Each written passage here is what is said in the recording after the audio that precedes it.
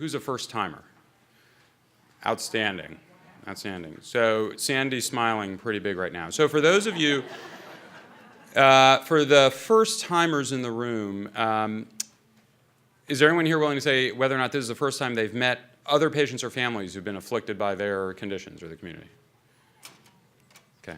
So it's always an interesting opportunity as we see folks in clinic with rare disorders of the nervous system and of the immune system.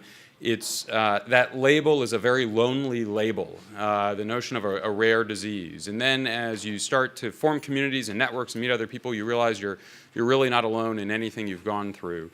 And for years, our symposium has been focused on purely education about where we are with diagnosis, with treatment, and with some therapy, symptom management, and a lot of the challenges that people face day to day with these disorders. This year, after long discussions, or I should say last year when we started planning this, we decided to change the format and change the focus. And after conversations with you and your comrades in arms, we decided to focus the entire symposium on restoration of function. So you've had an event, or for some of you, multiple events, and the question is, where are we in terms of getting better? What do we know? What do we don't know? What do we want to know? And so this symposium is purely focused on restoring function. We are not going to talk about how you diagnose transverse myelitis, neuromyelitis optica, or ADEM. We're not going to talk about the differences in the biology. We're not going to talk about a lot of really important issues, acute therapy. We're not going to talk about how you manage pain. We're not going to talk about a whole host of things that are important to your day-to-day. We are really focused over the next 2 days on where are we relative to restoring function. What can you do today? What can you do tomorrow? And what's right around the corner in the next few years in terms of research for bringing back function. That said, a lot of you may have questions about what do you do about the today and the symptoms you're having and other issues. And there are speakers here from the University of Texas and the children's staff. There are speakers here from Johns Hopkins. There are speakers here from the Kennedy Krieger Institute and other institutions. And they are available to you throughout all the breaks. So for the speakers in the room, if you guys can raise your hands, they'll be spread out around. Tackle them, grab them by the elbow, pull them aside. If they tell you they're not licensed in the state of Texas, that you don't care, they can still talk to you. And make use of them as a resource while you're here. It is very rare to get this group of people all in the same room at the same time, and so we want you to take advantage of it. So I've been tasked today with getting us started off with a state of the state of rare neuroimmunologic disorders. So this is like a state of the union type of talk. Where are we with these diseases? And so I'm going to give just a very brief overview in terms of where we are to kind of introduce things, and then we're going to delve into much more detail over the next 2 days. And there's been a lot of changes over the last couple of years. So we always start off with a notion of where are we with things and where are we going? So the first question is, should we all be worried? This is, for those of you who don't know, Sandy Siegel, the president of the Transverse Myelitis Association. This is Alan DeSena, the first James T. Lubin Fellow in rare neuroimmunologic disorders, transverse myelitis, neuromyelitis optica. He's your future, he's your hope, and he's got a big purple hand on his face. And this is Lana Harder. I don't know if Dr. Harder's in the room. She's a neuropsychologist who's been doing really groundbreaking work in these disorders. And so it really, if this is our future, I'm actually looking pretty bright about things because this is all a good sign. But what I want to break things down into first, what's changed. The Transverse Myelitis Association has the wrong name, and we've actually been talking about this. So 20 years ago, and we're getting to 20 years ago, next year I guess, for the establishment of the TMA. And it started as an organization, a patient advocacy group for patients with transverse myelitis. But then there were a lot of other related rare neuroimmunologic disorders, but that title for an organization doesn't roll off the tongue. Acute disseminated encephalomyelitis, neuromyelitis optica, optic neuritis, and then now autoimmune encephalitis. And this is an entity with relationships to these conditions that we're bringing into the fold. And really what the Transverse Myelitis Association has become is an organization focused on rare neuroimmunologic disorders. We have struggled, and I'm sure Sandy can attest to this, on should we change the name? Should we go in a different route to let the world know that we are inclusive of this family of conditions? And like I said, we we've struggled with how do we come up with a good name. But we shepherd a lot of different patients and communities. What are our needs? As a community of rare diseases, my summary of needs is as follows. We need access to patient care. You need physicians, you need physical therapists, you need nurses, you need social workers, and within each of the medical disciplines, neurology, urology, pain management, ophthalmology, psychology, psychiatry, who need to understand these diseases and be aware of them. In medical school, I went back through my notes, and I had one slide in one lecture on transverse myelitis, and I had half of a slide in one lecture on neuromyelitis optica. ADEM actually got 2 slides because I heard it once in neurology and then once in pediatrics. And we didn't even know about autoimmune encephalitis. There were no slides. And so, and when you look at neuroscience education today across medical schools, it's actually not that much more. It has not increased. So at UT Southwestern and at Hopkins, they get a lot more because we bully ourselves into the curriculum, and they get a whole hour, on these different conditions. But we really need to groom and grow a group of care providers spread out around the country who can provide patient care. Education. It's really important, not just for us to educate our patients and our families, because frankly, with a rare disease, you end up being the biggest advocate. You end up being the quarterback of the healthcare team that's going to get you what you need. But we absolutely need to educate our physicians and healthcare providers from around the country in different disciplines on how to recognize this condition. So when you bring your child to a pediatrician's office or to an urgent care center or to an emergency room, you don't get sent home on that first visit, which is, I would be willing to bet by a show of hands, was the overwhelming majority of experiences at first contact being sent home for the most of our patients.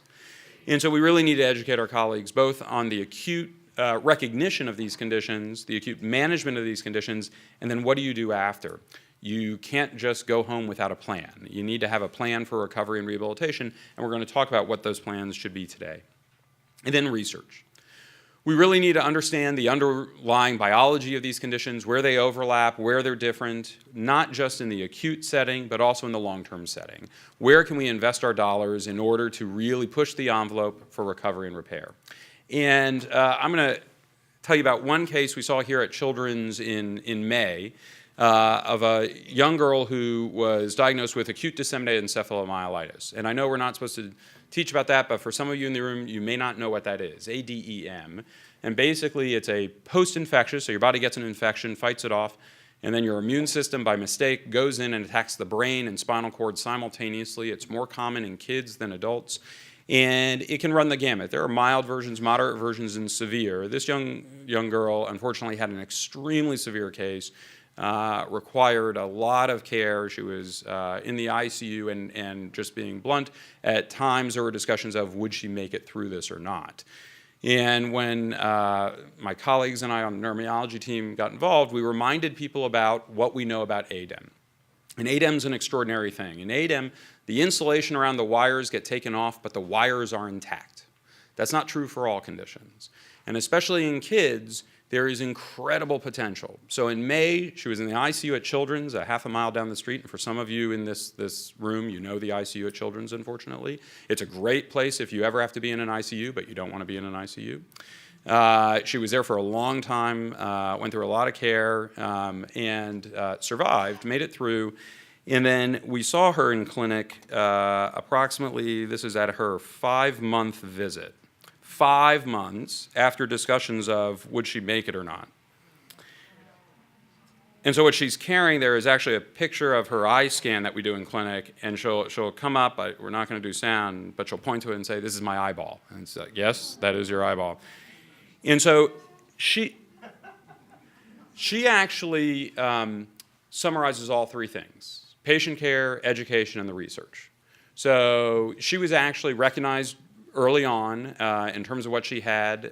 She had very aggressive care, which in the end, I would argue, paid off. She's still improving every month. And really her improvement is due, frankly, to the work that her parents do day in and day out, getting her through everything she needs.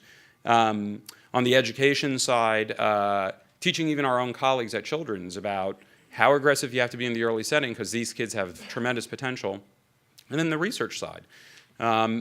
Patients taking part in us collecting their data, collecting their specimens, trying to understand why did this happen to this beautiful young healthy girl, how do we prevent it from happening in the future, and then what can we do to really push her recovery even further.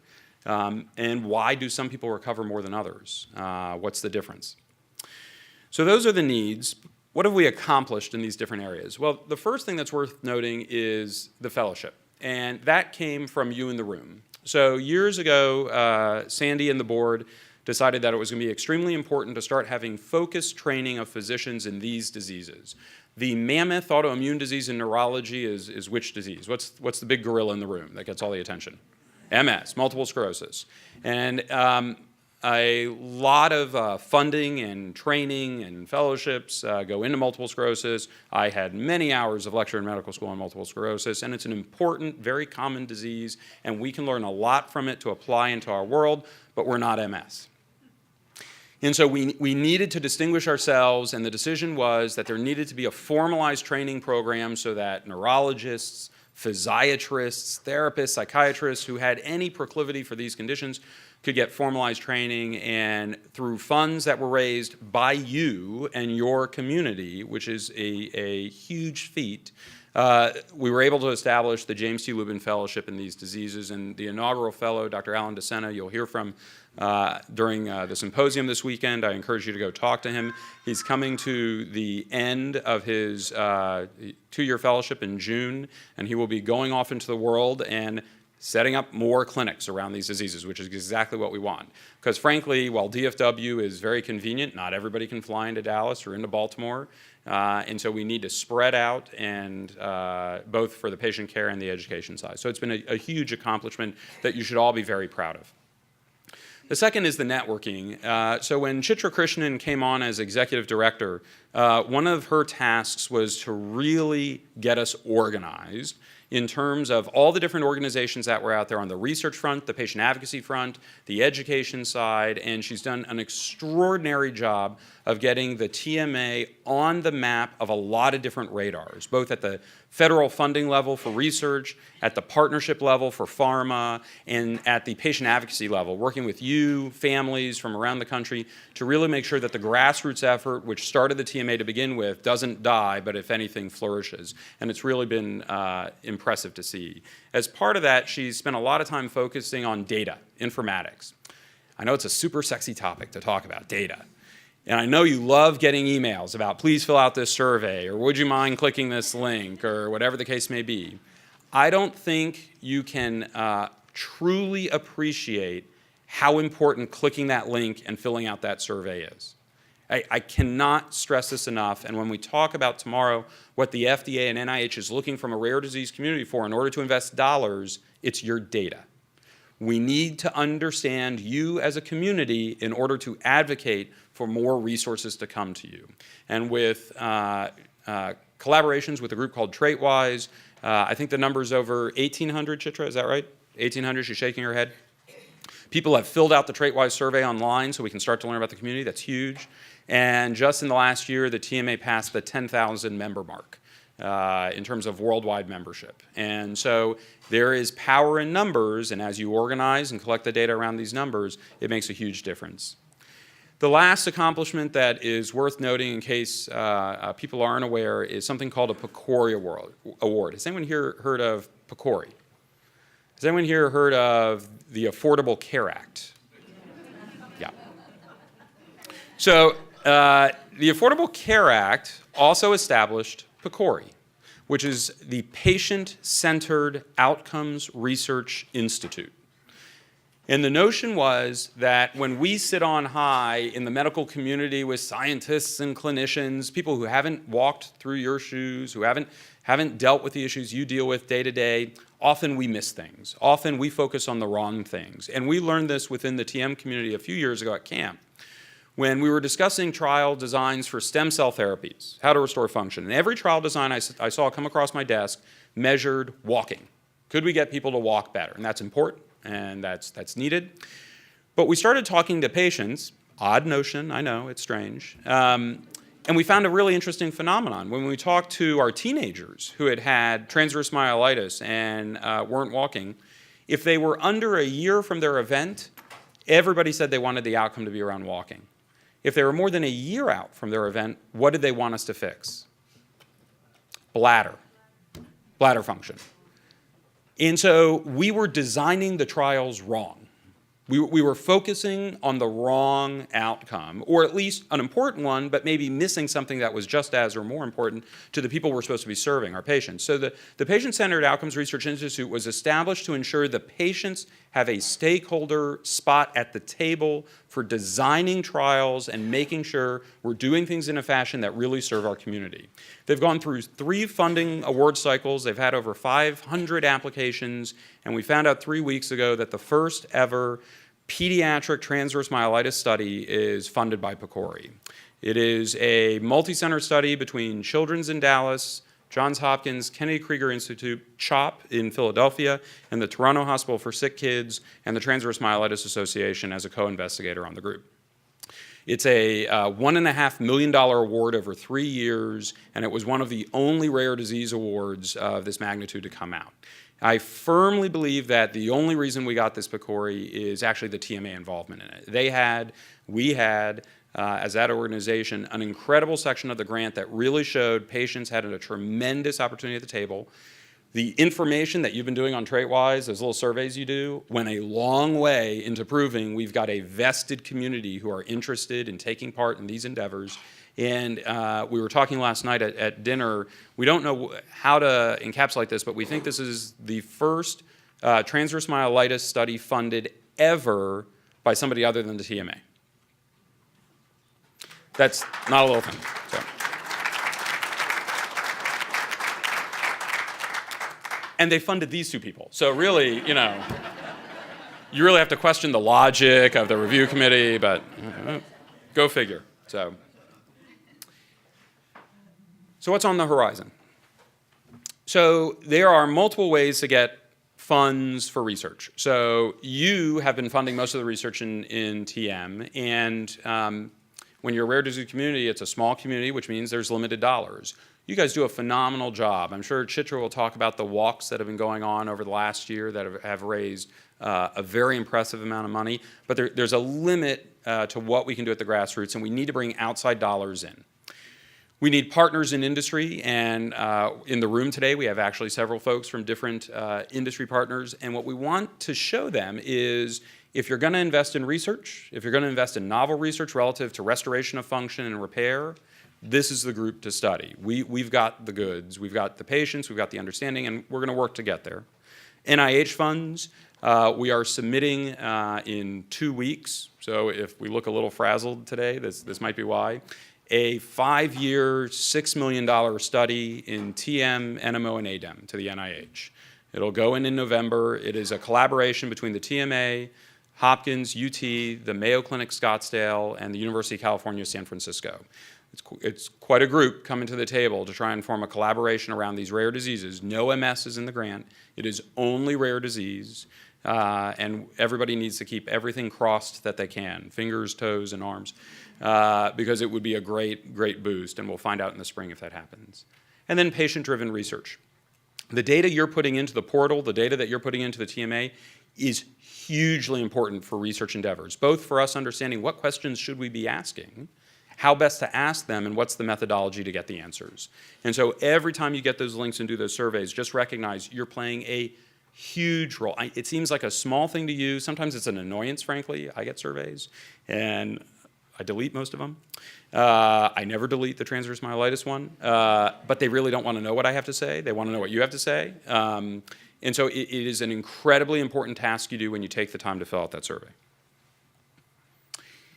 Acknowledgements for today, and I can't acknowledge everyone. You're going to be hearing thanks throughout the entire day. So first, the TMA, which is the galvanizing group that puts something like this together. We would not be in this room without them, specifically the work of Chitra Krishnan and Sandy Siegel, who have done just amazing jobs on the advocacy and organization level. And I have to be honest, every year this comes up, you guys drive me nuts. I'm sorry. So There's 160 people registered, somewhere in that range, and some are coming today, some are coming tomorrow. As of a month ago, there were only 50 of you registered, or 53. And frankly, Sandy and Chitra were getting an earful from me of, we're not doing this again, you gotta be kidding. I can have 50 people to clinic in a day, come on. And then it never fails. We close registration, and you all know who you are in the room. I'm not gonna call you out by name, but you know exactly who you are because I got your emails about opening registration. So, and it's really Chitra and Sandy who make this happen. In the last couple months, Martha Mann and Sam Hughes, who are standing over there quietly, have pulled this entire thing together. So everything from there actually being a sign in the lobby so you know exactly where we're going, to all of the speakers getting organized, or in my case, not so organized, to have all of their talks in on time, to everything that's going to happen today. At some point, just walk up to Sam and Martha and say thank you. They've done a great job.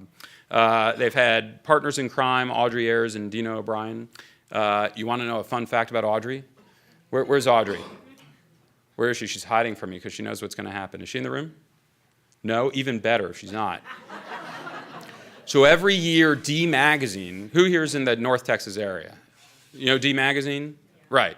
So D Magazine has a competition for the best nurse in North Texas. We just found out she's a finalist. She got nominated. And so we're going to start a guerrilla campaign, email.